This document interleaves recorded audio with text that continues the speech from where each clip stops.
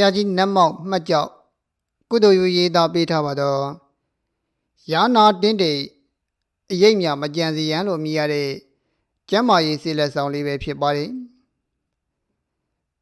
ဝဲဆိုဝဲကြောက်ဝဲနှင်းကူယာနာမြောင်မျက်နာမှာဆွဲတဲ့ညိုမဲတင်းတိတ်ကွက်မြောင်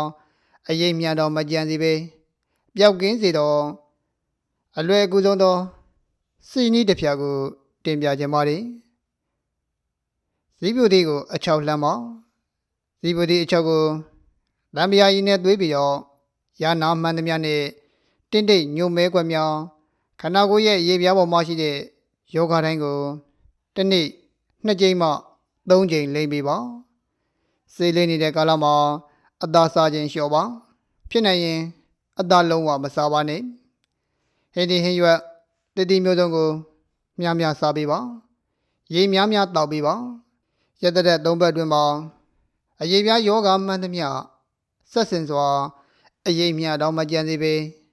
ပျောက်ကင်းသွားပါလိမ့်မယ်မြစ်တိဘေးထွက်ဆိုးကျိုးမှမရှိပါပဲအလွယ်ကူဆုံးသောစိတ်နည်းတစ်ဖြားဖြစ်လို့